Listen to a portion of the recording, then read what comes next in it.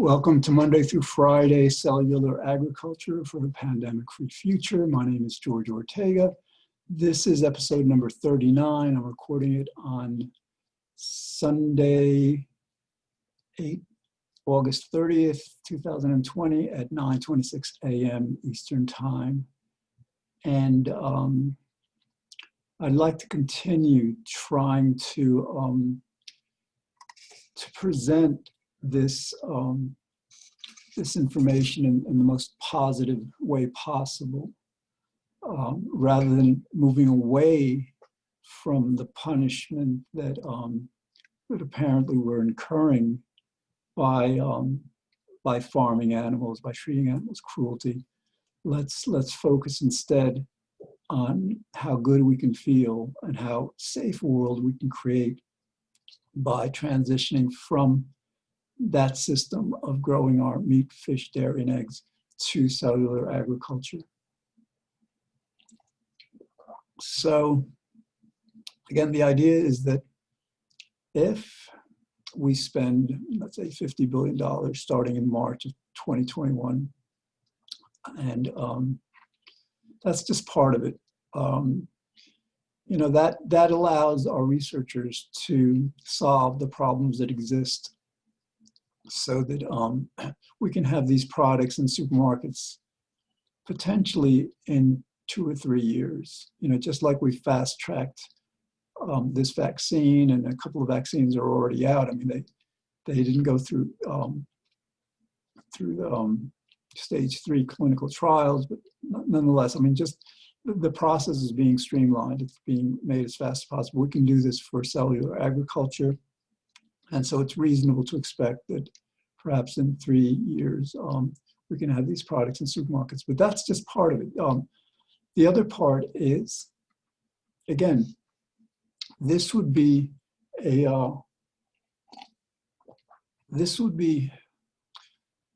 project, a global initiative like we've never had before, really. I mean, this is like, sure, once we're done, once we've created this virtually pandemic-free future by, eliminating farming of animals, factory farms, family farms, that will be amazing.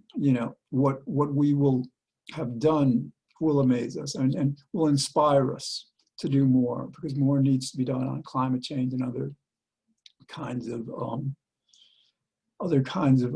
challenges that our future holds. But what I want to focus on is during this process of building the factories, and getting every country on board, that will be an amazing enterprise. I mean, think about it. Right now, our country is divided as if it was a civil war. I mean, Democrats and Republicans, it's ruthless. It's basically, it's like we are in a civil war, and we're lucky we're not, it's not military. I mean, but so this common threat of future pandemics, I believe, can unite us. And sure, there's going to be much that the two major parties disagree on.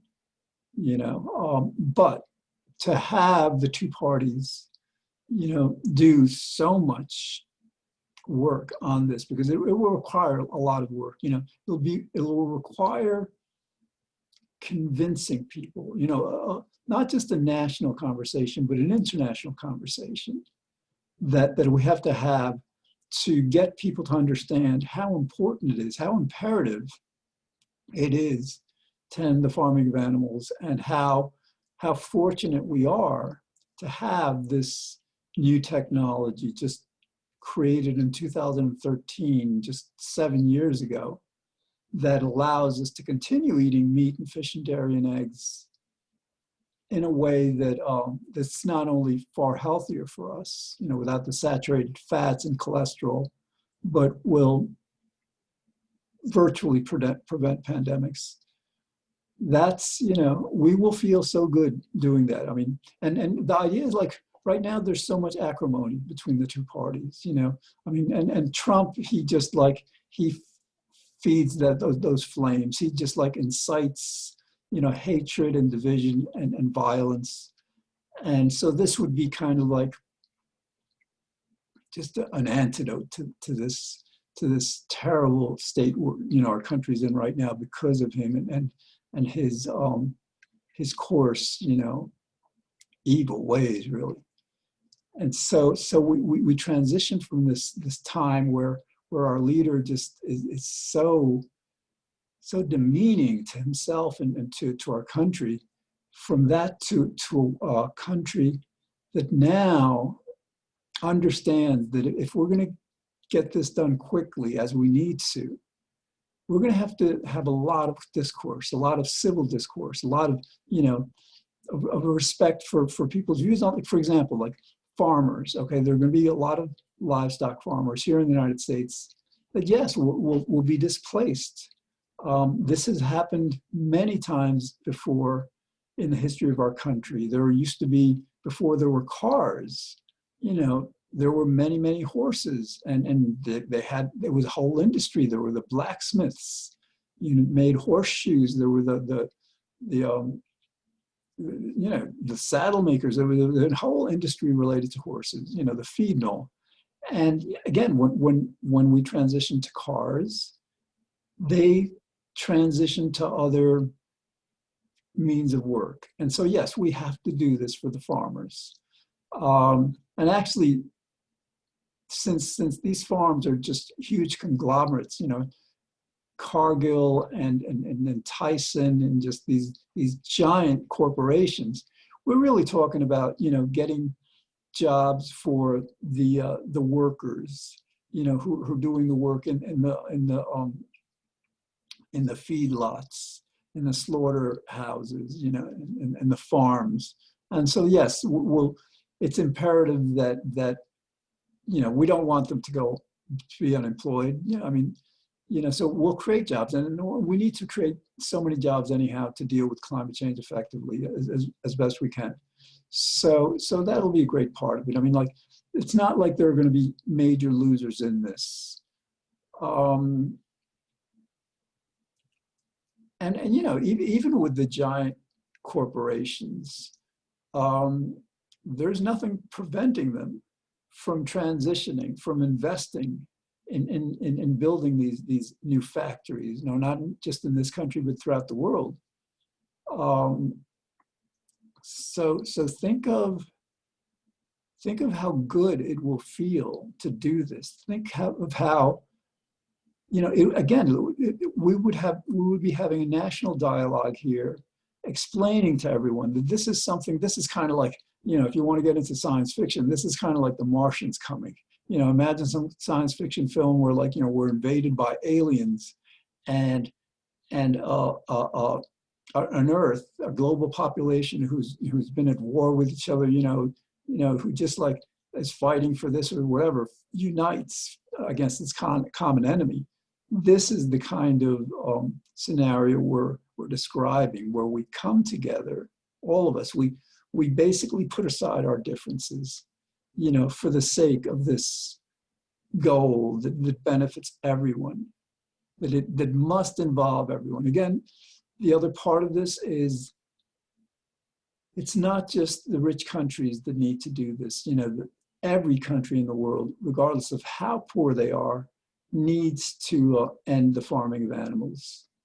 Otherwise, I've said this before, otherwise, because there's so much airline travel, 4 billion passenger flights each year, then you have an outbreak in a very poor country, turns into an epidemic, and a person from that country, travels to another country, and all of a sudden, that outbreak becomes a pandemic.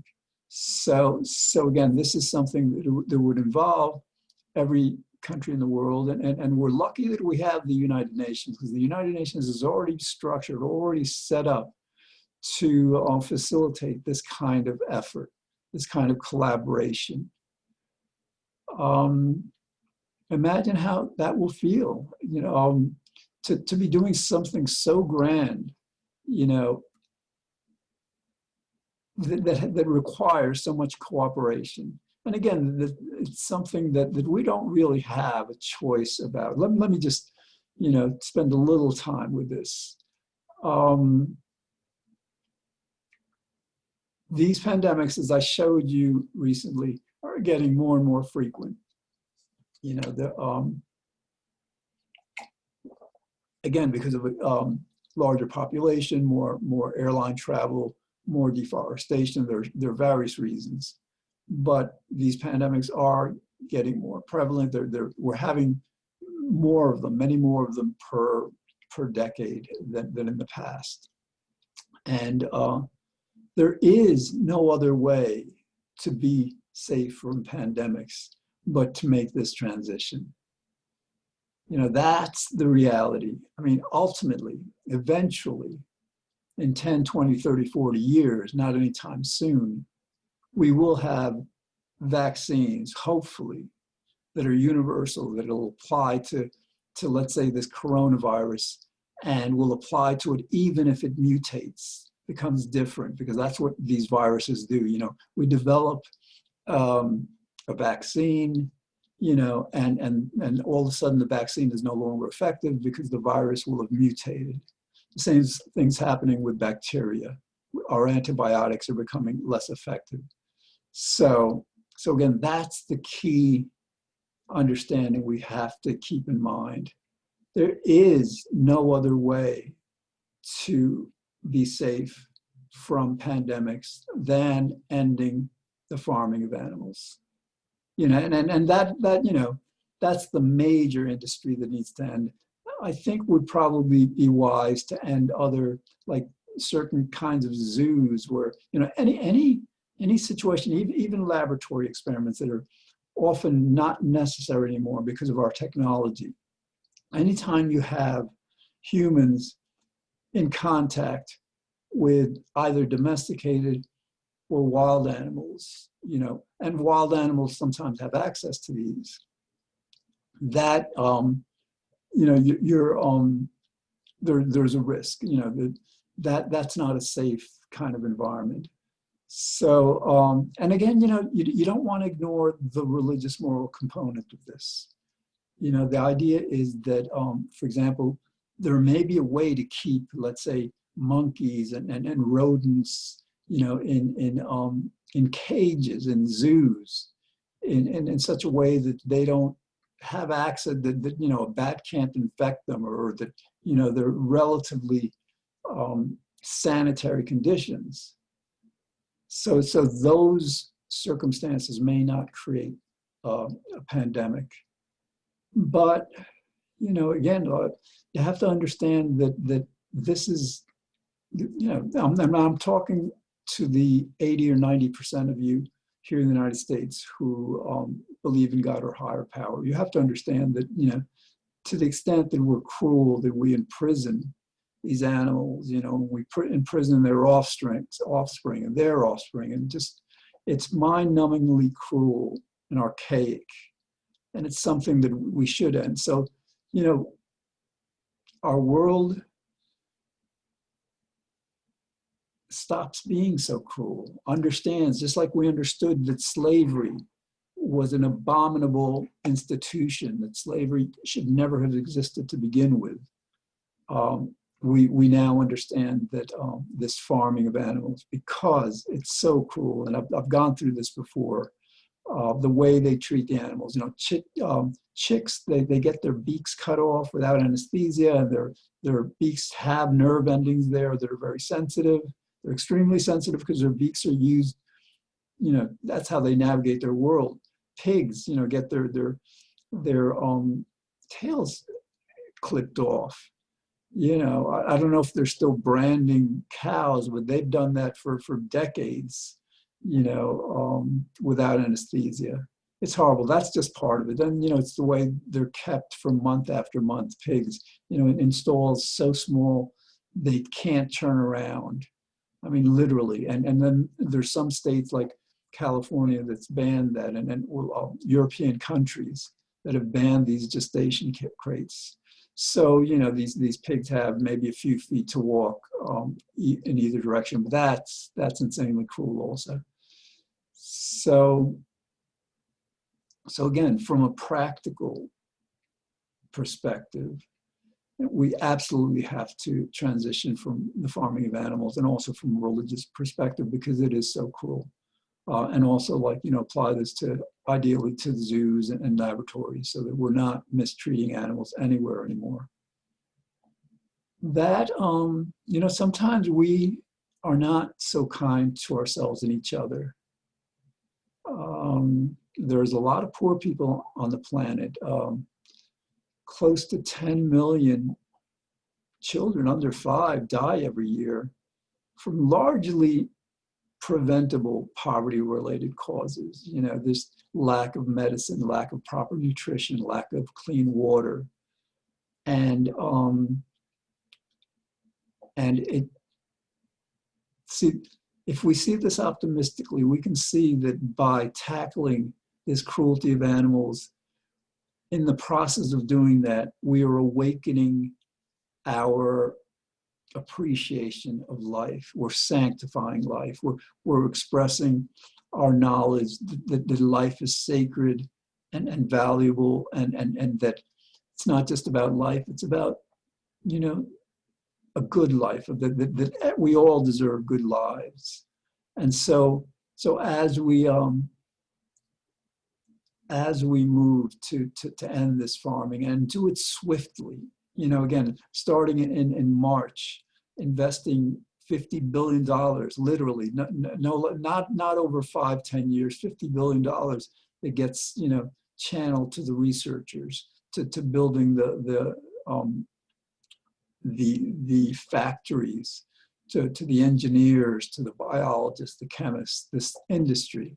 You know, many of these people who will be hired will be young kids who, you know, sometimes there are not enough jobs for people who have, let's say, a bachelor's in biology or something. That usually perhaps need a master's or a doctorate to get a decent job. Well, now these jobs, you know, can become much more available because we'll have the resources. And again, because we'll be investing so much money, you know, in this, and it's not like, you know, we've just spent already $2 or $3 trillion on this coronavirus, and we're expected to spend about $8. So it's not like we haven't been spending this money before. In 2008, we spent a lot of money, and we basically repaired our economy. So right now, we're spending trillions of dollars to repair our economy. So we, you know, investing $50 billion is consummately doable. You know, there's no reason we can't do it, and there's no reason we can't do it quickly. Just like we quickly dispersed the stimulus checks, you know, and the extended unemployment benefits. So yeah, we get this done quickly, and this inspires the brightest minds in the sciences to get involved in this. You know, a lot of times, for example, our brightest mathematicians are hired by Wall Street, you know, to make money, which, you know, that may serve some good purposes, but, you know, it may not. You know, they may be investing in industries, for example, like fossil fuels, that are actually creating a major problem for us. So again, to have the resources to channel our brightest minds coming out of college, you know, to this industry, to the civilization-saving industry, that would be major. Imagine how, but, you know, imagine how it would feel, you know, to be doing something so good. You know, in our media, in our news, we are constantly getting reports of people doing things that are evil, that are cruel, that are wrong. And, you know, many of our novels are just have people killing each other, or trying to kill each other. And all, you know, our culture, our global culture, especially in the rich countries, has an epidemic of fictionalized, a lot of times, you know, cruelty and fictionalized lack of sanctity for life. And in addition to, like, our media loves to make us aware of every tragedy, every catastrophe, every, major loss of life.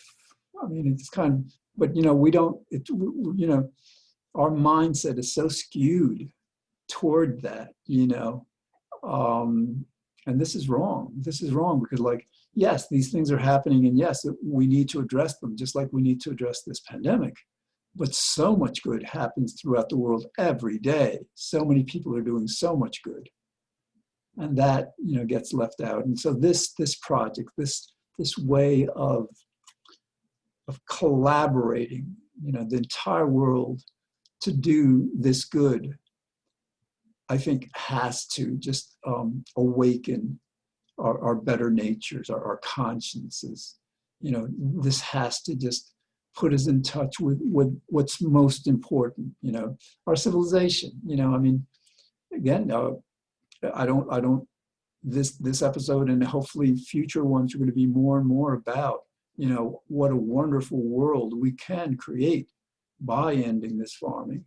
But, the other part of this is that if we don't do this, really the civilization that we have may not last. I mean, we could lose billions of people with one. I mean, if there's 7.5 billion people on the planet, we could lose so many people through a pandemic that can't be controlled.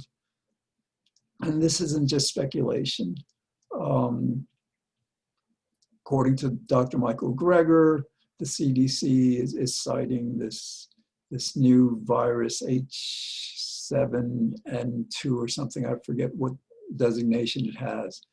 But the greatest threat that they see, the next pandemic they see, they predict will have a 40% death rate, as opposed to this coronavirus has a 2 or 3%, maybe even 1% death rate. And look at the havoc it is wreaking on our economies, on our society. So we need to keep in mind why we're doing this.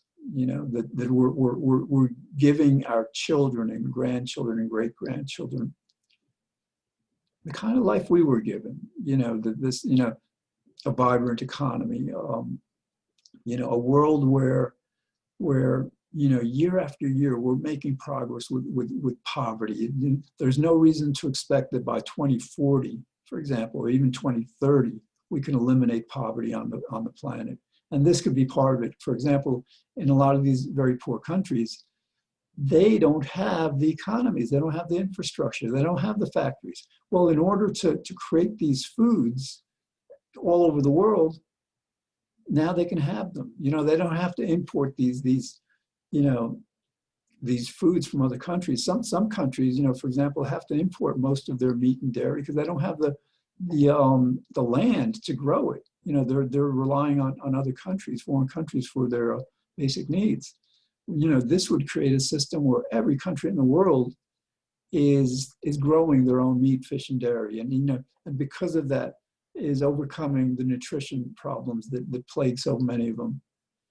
So it's important to keep that in mind. It's important to keep in mind how powerful this initiative can be at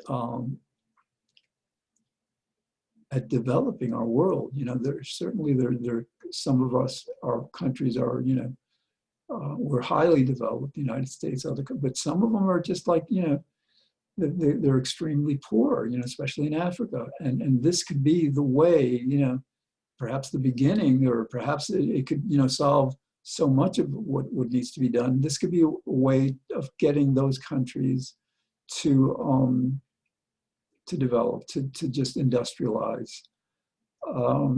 Naturally, we're going to have to appeal to countries that have dictatorships, this has to be done, of course, through the United Nations. There has to be, I guess, a global kind of institutional, intergovernmental peer pressure where countries are just not allowed to opt out just by the rest of the countries in the world. And that, just that part of this initiative, I think would be wonderful. This pandemic is forcing us to do the right thing by ending the farming of animals. If it forces us to right many of the other wrongs, that still exist in the world, that's something that we can absolutely look forward to. In other words, if we need the cooperation of every country in the world, and the way to obtain that cooperation is to ensure that all the countries of the world have leaders, whether they be dictators or democratically elected, who are responsibly addressing the needs of the pandemic, then we can certainly compel these same leaders to, with equal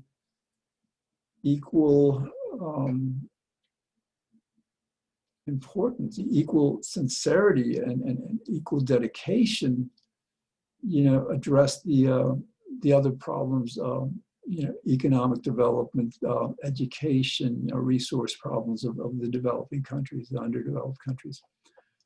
All right, well, again, let's start thinking about it in these terms. Now, yes, I will probably return to how dangerous this situation is going into the future. I'll share that screen that shows the number of epidemics throughout the centuries, the millennia, and you can see very clearly how we really do have a serious problem.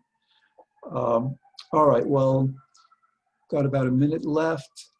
Again, watch this every Monday through Friday on White Plains Community Media, channel 76 if you get Optimum, 45 if you get Verizon. And if you get Verizon, again, if you live in Tarrytown, Scarsdale, Ardsley, Irvington, there's many communities around White Plains where Verizon also shows this program on channel 45. You can also see the episodes on YouTube, and with your cell phone, with your smartphone, just download the Spotify app. Or if you have an Apple, just iTunes, just subscribe to the podcast. There's an audio version of these episodes on there, on various podcast platforms. So, all right, I hope you're having a good Monday, and let's continue to talk about this. And I think we should probably start to talk about how to inject this into politics. There's an election coming up, and we need to do this. Okay, thanks for watching.